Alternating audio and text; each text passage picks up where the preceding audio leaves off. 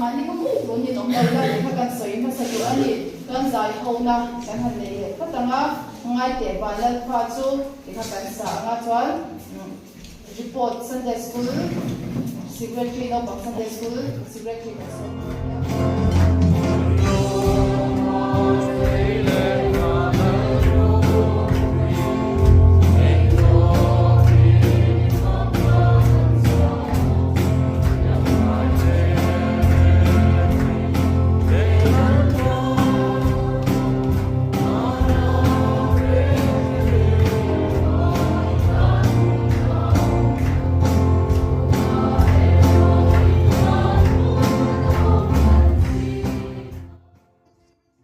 Sen ber på chansen att tulla bara på jag sen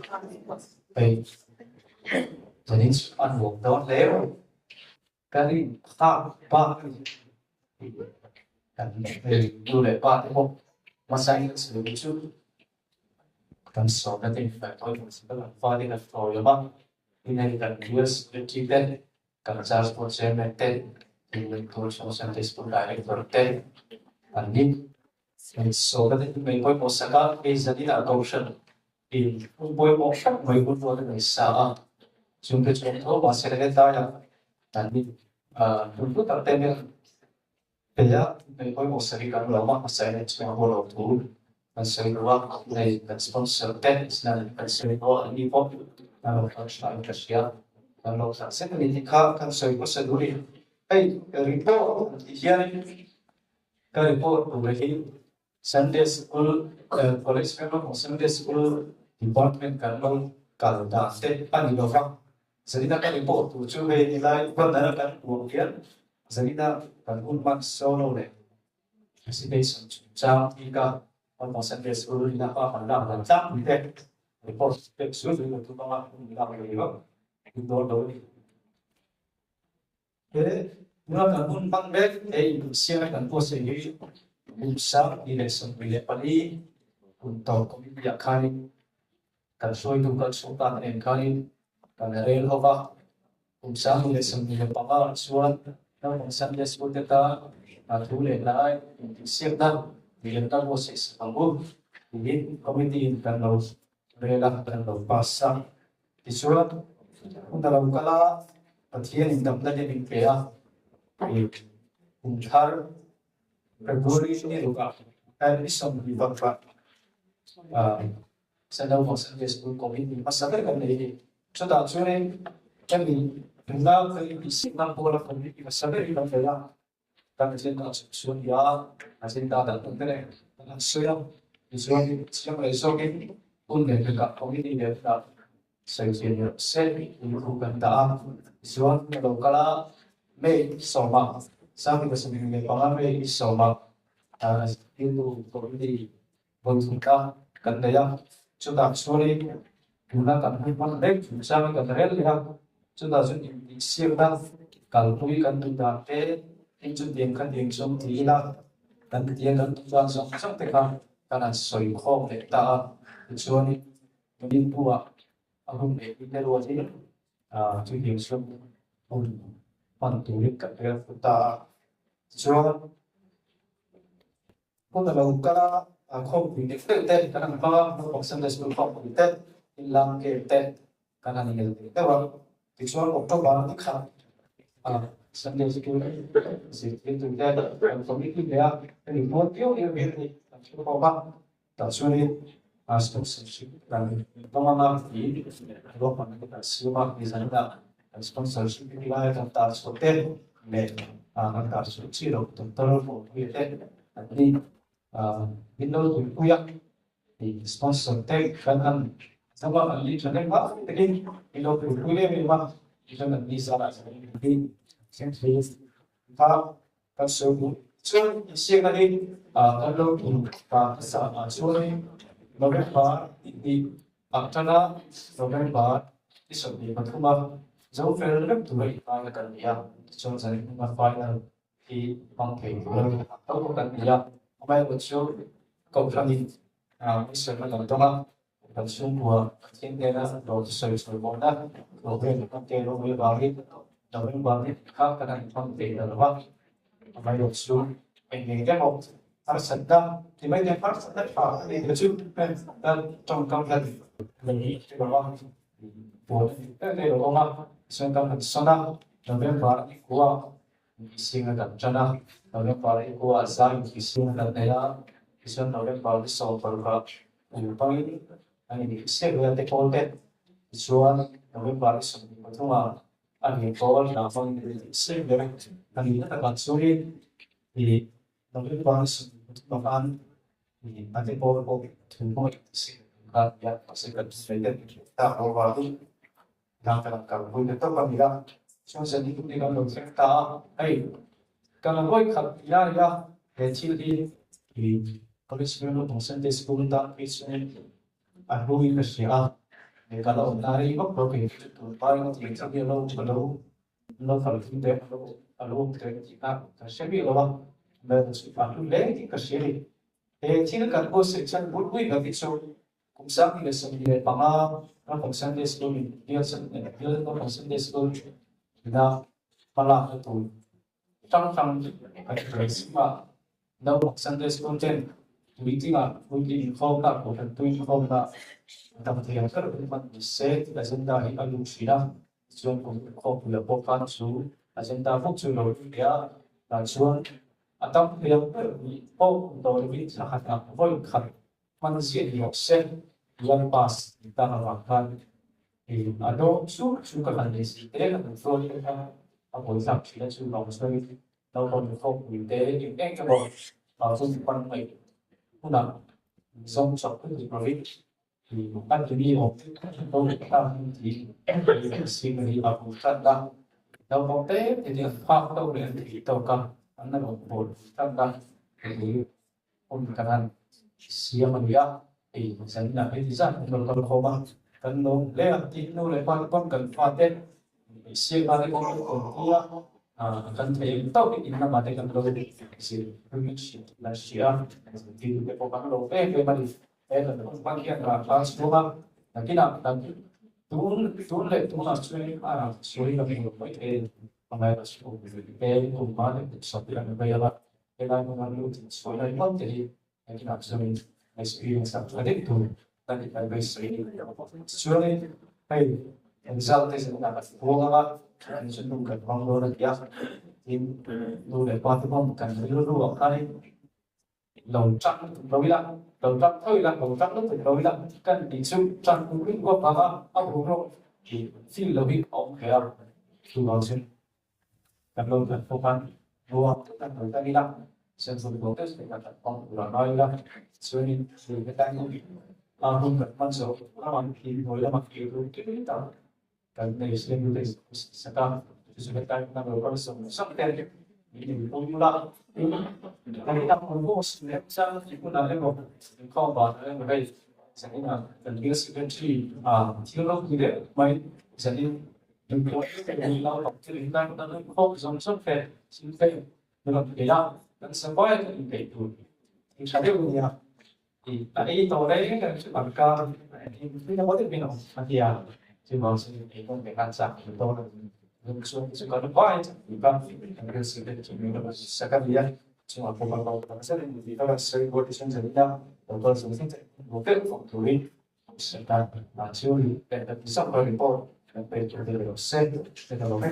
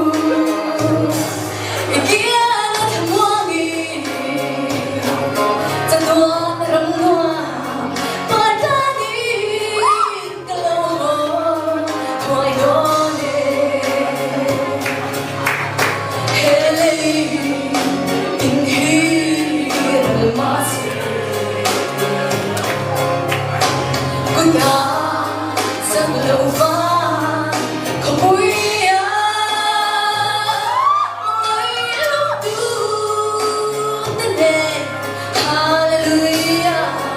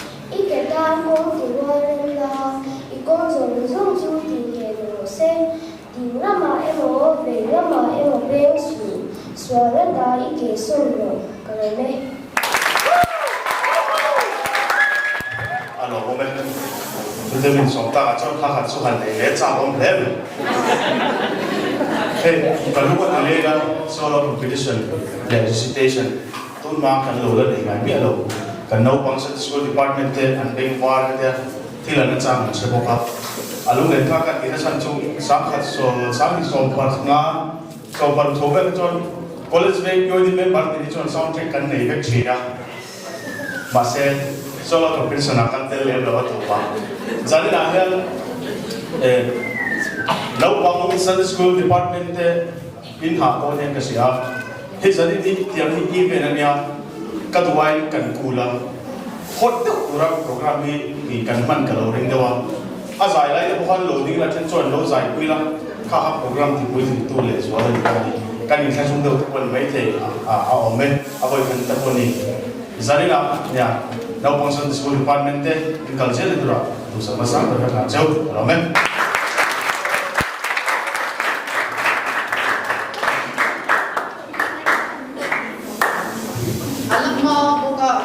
program kan nga em to lo nia registration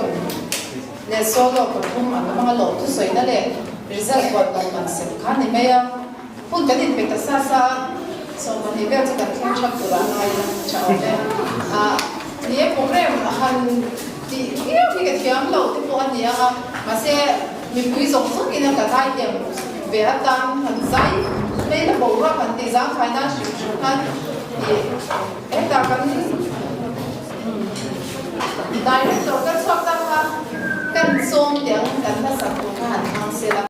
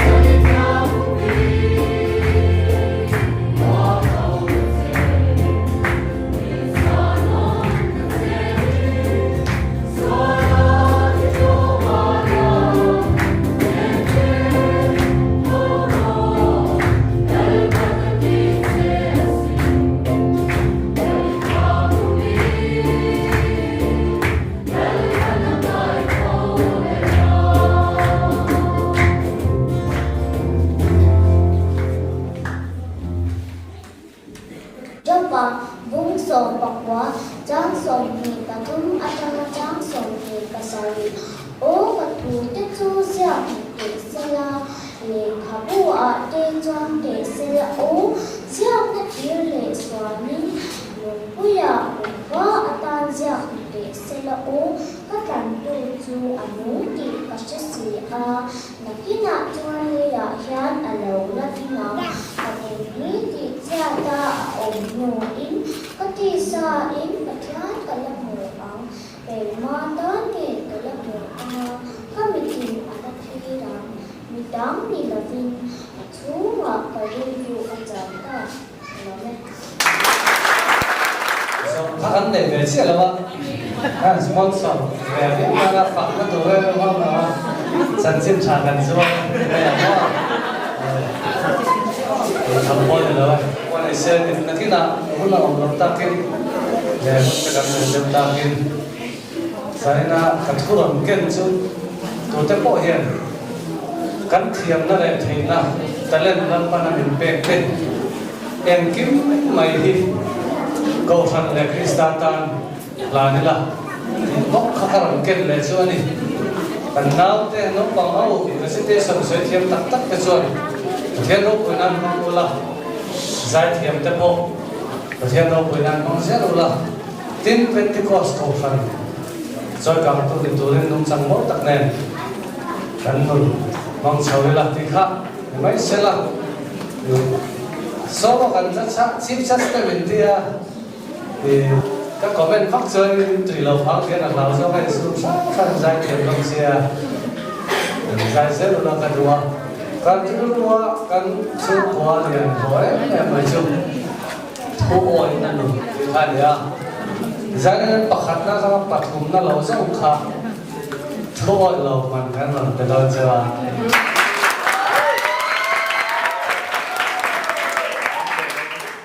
Jadi kan mungkin apa yang belum ada lah. Atau kan tu baik kan sekarang boleh apa? Baik jadi kan ada. Ini siapa? Kan orang kan tu minum apa? Apa ni saya? Kalau akhir, tu tu kan tu thấy lo aming anh ya aming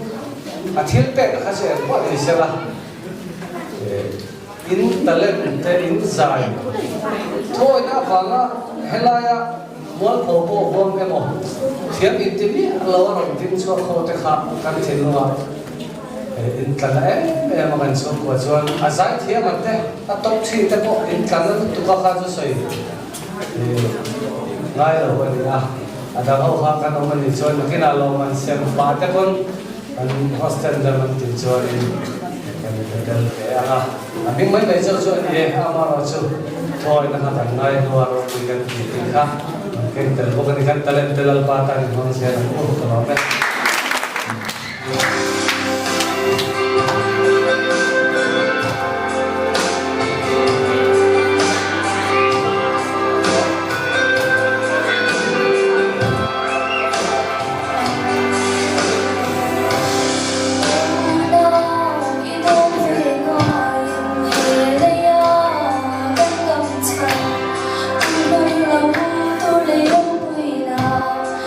Về thiên sông Tây An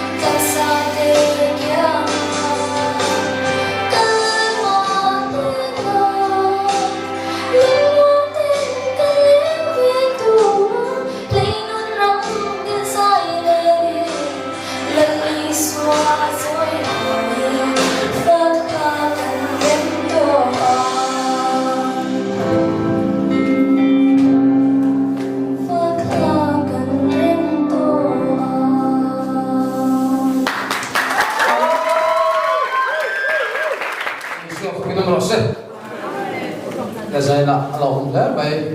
dia lo bang a riat tir cái tiền đó thì bạn luôn thấy nó cho cái lẩu sườn khan lên cả túi lẩu hộp mai ăn xì đó mà nhìn thấy cái lẩu thì cái lẩu sấy sấy lên nó cái gì thì xia thì lai là bảo ha thì xia lẩu con ta lên tới số 2 số thấy cái lẩu chúng ta cần giải thì có thể khai ra cái đấy cái thứ 2 số thì là mà lần phần lần 2 số phải lẩu cái lẩu thì anh thì quan điểm thôi mà mà rất thích tiếng các anh thì khác tiếng anh ta là cần mấy xây lâu anh chỉ tập ông thế này à mà là số Sunday school cần đi làm thế là cái là VOD cần phải đi số nó tuổi ta nó pan nó trong cái tuổi giải na station thế solo à anh thiam rất khác làm trong cái rất đó là chung chiều xuân thiếu thì lâu ổn phía là đi hiểu thì thế cái tuổi nào lâu ta này cho bằng xuân nó sẽ tu ra ngay là mà là chú lúc này là có cái lối xây đi nên bị vui phải anh mình thì thế đấy thiếu cái lão thòng gì thì cái này cho bằng xuân này thì vui phải anh tiệm chỉ tất cả các rượu ông này mà nó xây dựng là hết cần mấy cái là anh ông ta tất cả anh hiền vui vậy bên quậy u lâu những cái gì tin khai là rất là trong khai lâu thì to em mà xây lên thì ông lâu đấy lại thì lâu phụ ngắm lâu cái gì cho bằng xoay in thì số lâu thì là ta không cần gì lâu đấy cần sẽ chụp được chụp cần xây mà sản đó xoay dễ là em nghe này thế mà chỉ đâu cần cần số đấy thì đặc sắc này lalpa kan biaka atana kan in man chon lalpan man ro man zel do na ni hi kan se lo poi mo ani kha na pang la ken kan ne ya ta chuan ha zamite an zaya omite an zaya nan nu sang sai lo te an zaya Mizoram a thiam berber an ni lo Aizol is district of what thiam berber an ni lo mà sẽ dẫn chúng chọn em bắt tiếng em khá ráo là thọ khá ráo bổ ruột ở lâu thành chuyện và tỷ chọn anh mà nè thì đặc sắc là này lal pa phát cái này dài à chú lal pa nó mang chỉ là này chú bảo sẽ dạy na cần dạy thiam để bỏ thì tay là dạy thiam thì lâu mấy thời gian restation suy thiam cái này thiam gì để các cái tôi bỏ khá những thì sâu dễ là lalpa ro puina ti zel chuani lalpa man ro mang chewa kharao bo ro ko sana te biala ta district level khan point mal so no dam tak khan tir tu man ro ini the di kha ka so jang kha ne kan man thiam mai o me chu tiam tu chon tan la sa sa po a poi mo di te kha kan soi du ani ten thil pa ka soi le tu chu hai a zir tir tu lampang hay tên là cần siết tiêu làm gì tên công ty khác cần xây lại cần tủ bốc cả hay siết tiêu tu khi cần lâu xây phú to thì làm phần lâu xây phú to xin sẽ mình làm thì thế nó một tên lâu xây to phú xin cần sẽ to phú xin cái này ngã tiền ưu tiên là mà tôi bỏ mấy khác tu làm mấy thầy bốc cả Sunday school siết tiêu tu cần gì thì Sunday hay là cái local format beginner zirtir tu in heta zirtira primary heta zirtira intern heta senior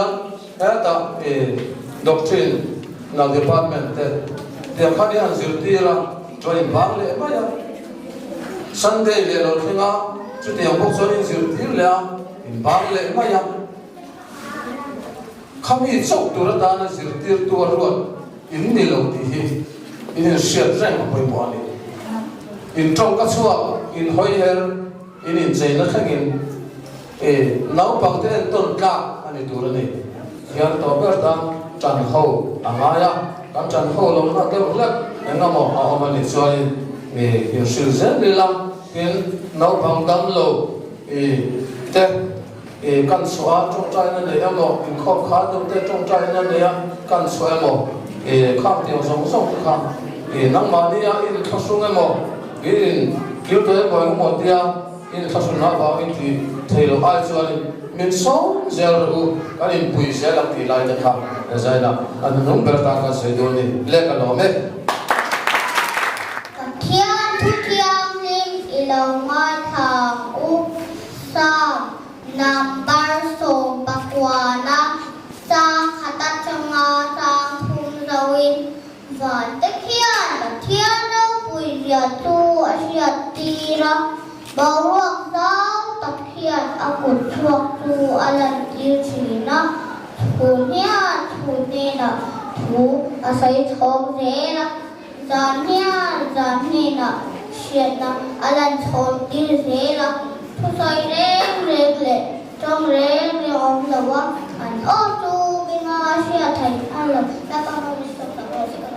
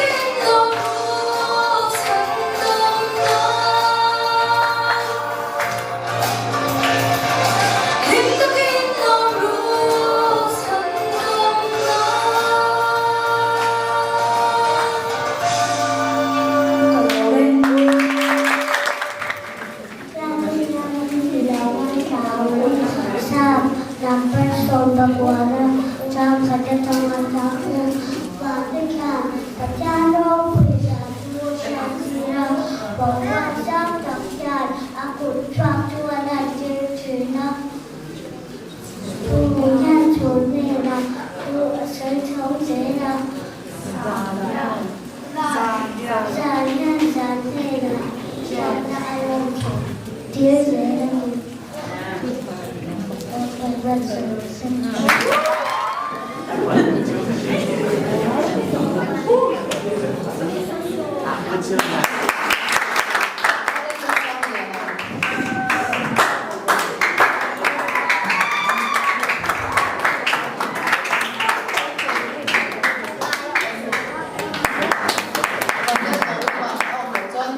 đầu là sắm mấy sẽ là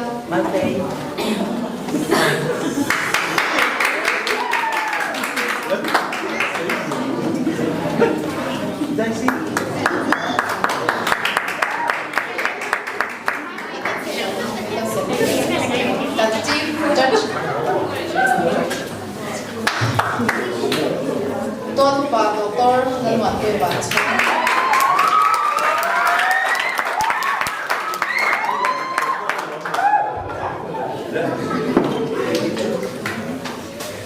Dan Sarmoya.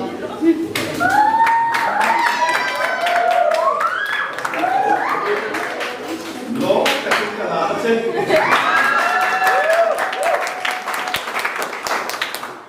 Dan Ramhaka.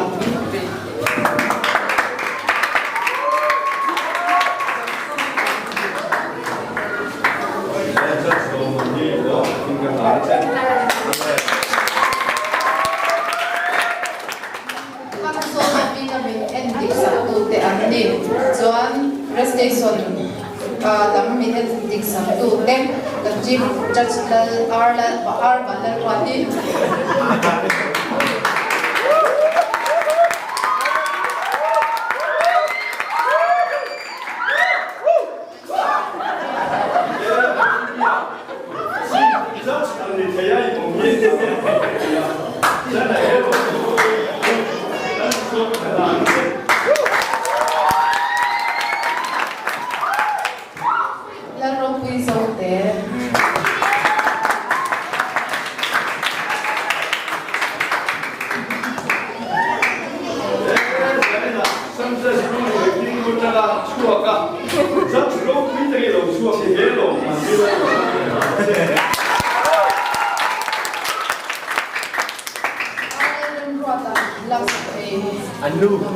Anu om.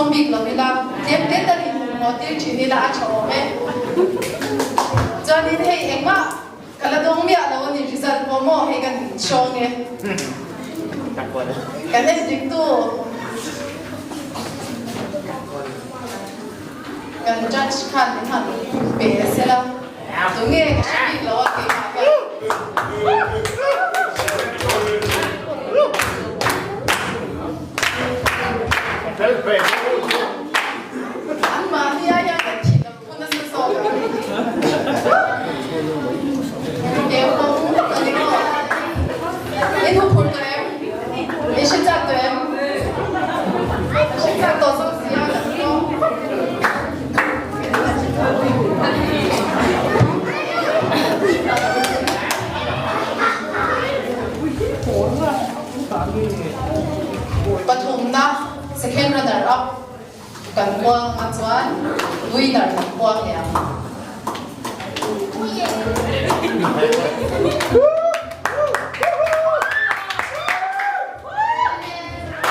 เรามาทุ่มต้องดูจูและจนปุย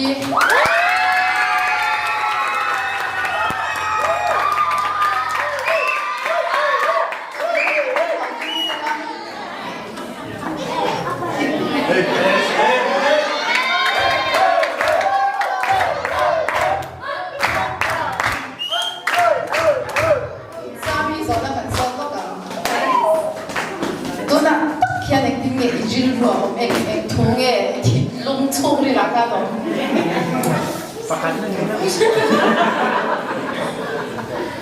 아니 내 텐데 포개 뚝뚝뱀 어머니 간서 내가 이 버스에나 차 아빠 자이 티앙 뭐가 눈에 이라고 벨리 빠는 불고 있지 에 총대신 너니 뭐 Doon na lang magpakata. Dahil nating madew siya, kayo mga nating madew sila.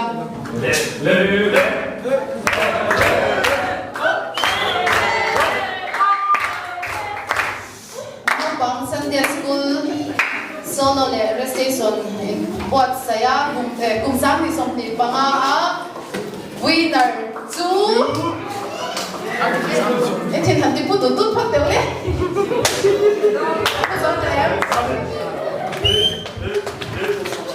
Samdi le somni panga no pang Sunday School ina solo le recitation solo competition na buat saya pakhat na chu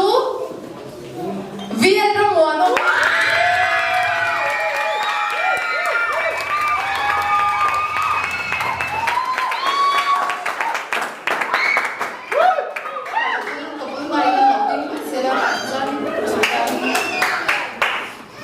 buat saya tadi hanya itu adalah makanan yang orang ini Indonesia dong biar lawan ini mo John hundan pore lawan nanti kan lama siang hal me ina John cumi itu dari sesi kan beli doanya loman makanan yang siap saburin MS Trader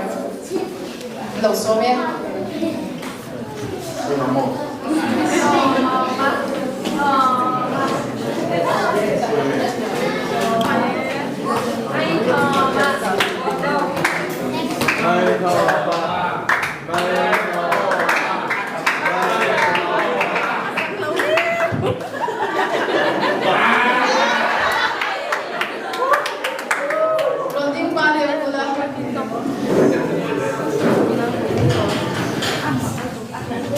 kan oi khati beda ya hey engtiria kan tu po kan she chuang lawa kan ti da da kha chabe ka min lo mai sa mai wala cho me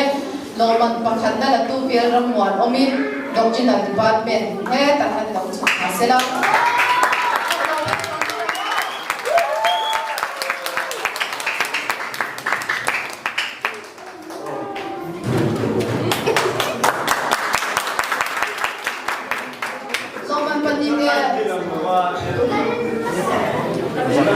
Kanina min siyang sakurin, kim variety store jangin.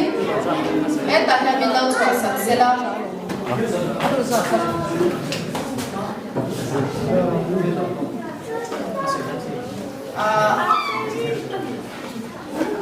So far, chanem tak ano ito ang aking tela ni. Molo magpapita ka. Magpapita ka. Tungto. Diyan nun sa aming senior department.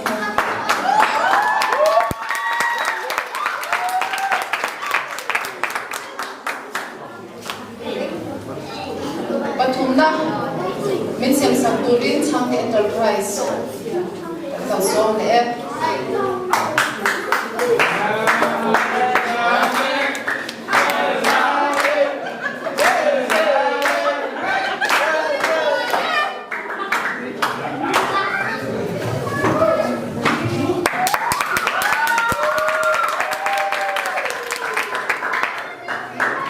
kan result chuan du thu sa mem Dona mi se va de aquí, a memories basta.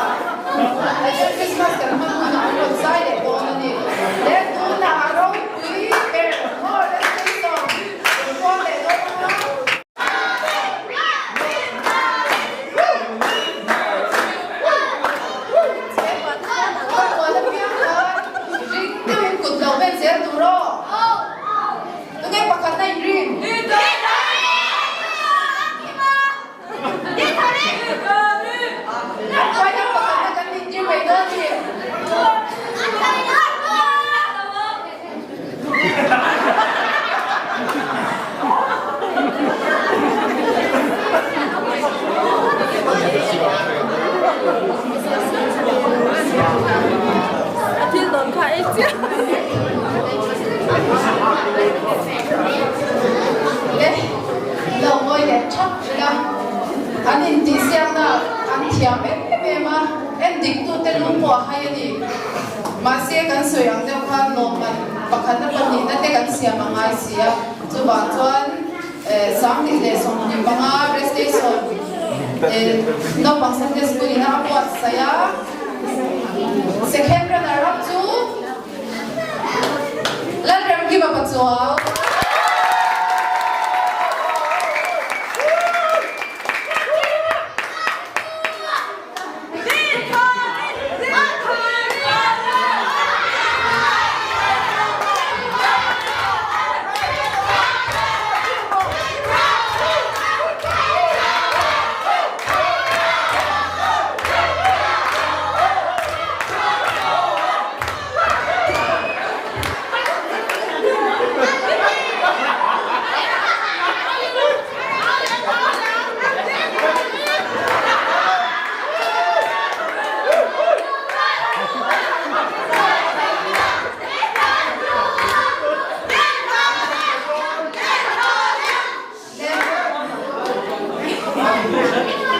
ก็คุยสักชติกันที่โซ่ไม่โดนมันนี่อ่ะหลวงแล้วไม่ถึงเราตบแล้วพี่เราหลวงโซ่กันเนี่ยสาธิตสมบูรณ์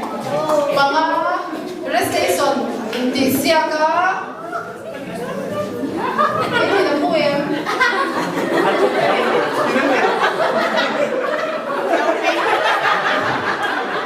ไม่ถึงจะพูดตัวเต็มที่ค่ะอันนี้น้องเราดูRol tu tira lo.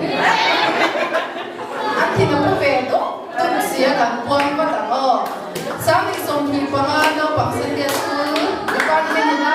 prestation hindi siya ka loman pa kanta na tuzu. Lalo ato ah.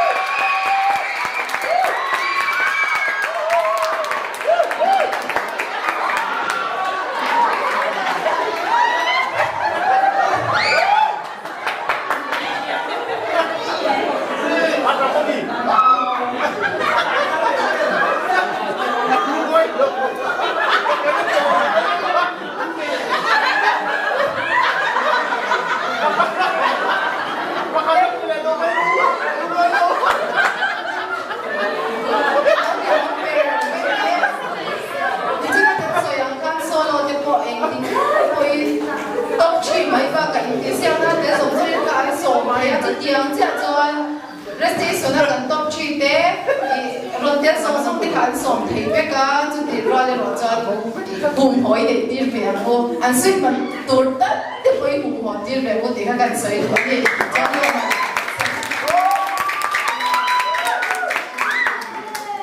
winner mình xem sắp turin tôi lúc bà lên một bữa bạn sống là số mấy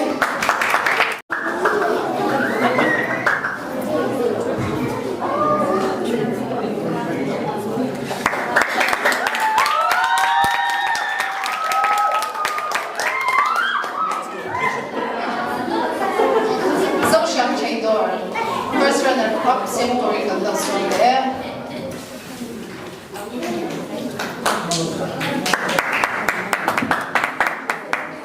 Let bar bata din thari. Oh, aming kalau buat nila katipan lebe.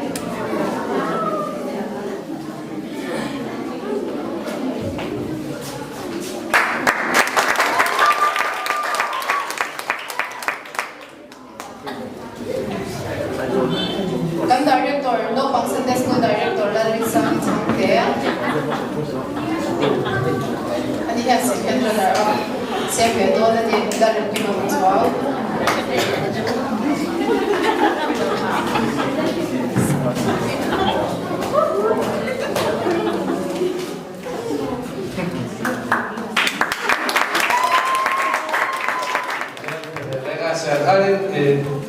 So kung so natin pang lawala.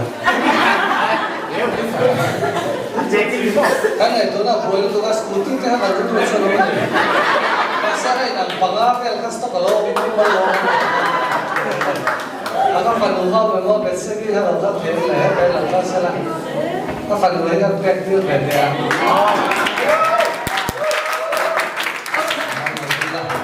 เอาใจเราเป็นตอนนี้ก็เสียแต่ละที่โอ้ยก็ช่วยส่งงานแค่นี้อามาโอ้ยก็เสียแต่ละก็เกิดอันนี้เราซีเรียลมาอีกสักนิดเดียวกันว่าดังสักก็เป็นดังละสักเท่ากันก็เป็นแต่ตัวนี้ก็คิดว่าเป็น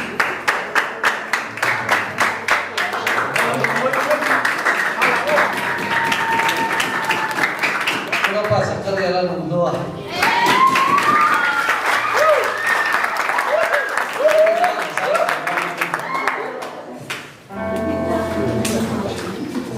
kalau kalian semuanya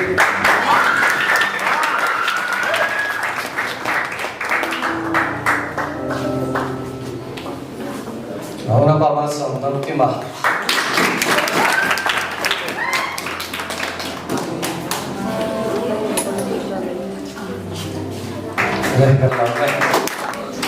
Saya lepas mungkin proses, saya nak jalan melakukan sesuatu sesuatu. Lepas suami cibai dan bukti ini, saya nak hanya lakukan ini kerja. Mati rajangin, kehadiran dan buat saya nak yang keimah memang ini tak juga hukum. Mana? Di masa lalu buat pui turut anda lepas petin, sebagian keimah pur na min siang saka lo pangama thoktu sektim tu te karong bol pui te ani pek na sa ema an chunga lo thu ka han soya ni zani na han ka han soi tu chu tuna kan tuan pa ina lo mana han pek ta an khan thu takin department tin atangin mi pathum cheu sektim tu te kham thura kan han ti khan thu takin an khan suaten tilai muna itur kan ti aten han ti te kha arong pui ka ti mani tumlai no pangte hi inchang kang to ka ti ni ke ni no panlai ti chan sai ro te ke khom lo ni mai ka han ti kal ma ni chan tu a min han ro ta kan bible chang chu kan han chiar ve am thian thu chu kan han chiar trong trai thì cần ngắm là gì tiếng tu thì cần cầu á thì han nang so lo ro nang recipe so sai ro thì cho income là thì cần cáp thì nó đi khát ya khóc kan mà lại cho cần riêng ro ham mua là đi tu này ro cho em cái bộ ta cần biết thế cần lâu bằng tiền anh nói lên suy thì đi lâu in cái gì charge board thế chua hiền lâu thu giờ này là hết cái soi mọi lần này Sunday school committee tên nó bằng Sunday school thì bị tất cả miền Bắc em anh team giờ này là hiện nay một program hết ya mang thế mình xem tụi thế sponsorship kan han zoa diktat chang sponsorship han zo kha ashto man bega ni phe chu ka ben dei khulu lori ka sia ni ya am chan na te ma ke sa bu ka pin mi te na sum le pai mi chane ngai ti ne la ding wala police men Sunday school ti min pan ma ka ti a min ma ina ba in sum le pai tam tak sein za in hun dan no potit ma kwa min ngai sa bang in za in hun khethi min han siama voinia kan no pakte hi nakina kan ko sha te an ni kan ti a athu cha kan soi na se le ni ko sha mi ti po hian ni ma se la at tak rama chatti do chuan thil hi alo har sa thina ni ma se za na kan sponsor binon petu ten kha voina kan no pangte hi nakina kan ko shan tu te an ni kan ko shan swai tu te kan ko shan tu te an ni at takin inon lati ni kan lo mani ti ka han sai ruwa tin helai muna thule la inti siak na ang nei kan nei do chuan ending tu te an lo gaya ending tu ra kan som te ne tak mai min han ending saka emma du sapi amo yang emma om lebih tin tak mai fair tak mai min han ending sak te ka kan ban lo te no min chuwa an lo ba tin sa ni na yan PYD ni chunga han lo thu soi lo thei lo dan ni bokani kan zai te min saka kan sunga po yan kan lo ema tin kasoy kay thayda ni chira kan host ni kon kan soy to decoration committee ti chunga decoration ti chunga ka committee ti dia chunga han lo thu kan soy lo thaylo ni sana natlang kan han kawa kay ni Sunday school lam changa natlang na so thuklen se han chuto ba ni me decoration committee ten heng song so kan stage te heng lai pang park ko te Christmas tree te heng song so mi han boy pui sa ki an sunga long thu kan soi mon manani tin za ni na BYD te ele in min wa se sak turin kan han nge na zalin ai pu te ele in wa se in ma lama an han che mu te long le in ka sha ani chuba chan le zani na tilai muna he kan program ngai poi mo local zone su te chunga he long thu kan sei ta mewa college ven no pak Sunday school ti ha ti china kan judge kon aron sei to sa at sa kwa sompriat le pasari kumatangin helai place ven ahian kaloi chana chutan chuan intermediate department ama chuan intermediate le senior department ko so no in no kama box Sunday school safety to apoi ti la on the from so ata so the jangle re ka han ngai to apoi hetian ko ni voi khat man an ngai lo ni zani na hen mel poi mo tak mai kausan mi te hian min thu sak ni ka sia chu wang chuan nakin zerata na po he un hi nge kan history ala ni se don kan to le fate koi he un kan man hi andaram sai be do ka malan tu in ni arong pe kati along kati em ani ti zalina biala kan bial chal tu kan bial secretary in hilai kal khom ti ne na phal tak mai sum tam tak se na ni phal tak mai ti la na no pang tele lai kuna local zone so te e tu ni han sector ni han pe te ka chunga kan lo em ani ti ha zanian an sei okay in zabai chunga lo kan sei ni kan zalina kan hun man chu man lo so direct me an ni opin anwa le me ya na kula ma te ko kan la chu zom le lawang ti soi thai lawa chu kan cho lo in kwa sai cha sau so la ti ka do ba te kan e som lu che wa ni lom thu soi mai tak tak kan he ya ti kan ri la sa ta kan soi mai tak tak kan le ti zom so chu a po kan lom thu kan soi ani cha chu tan da cho ni kan ku ba la lom no ya so do ya lalpa kan pathian min pangai tu zaina Sunday school department ten inti siam na hun an siama chung jong nonga chon har sa na om ya lawa hun kwan chatak maya mang the zaina final lalpa lom man te sem the min siam vai kan lom en yam thu kan khila se lalpa tun hi mar som ro pi takan don hi nangin lalpa tema i chewa tun aya tha talen kan ti chwale theinan kan zir tir tu tenangin kharau in mal som om pui tu le fin na kharau kyang ni mai om pui tu rin le zaina lalpa kan ei tu zong zong te rem taka kan puma lalpa loluwa kan taksa na te kan kharau na ten dam na ro pi tak balo aluni theinan kharau kyang mal som na min chwa min om pui tu rin lali swimming kyang karon dile amen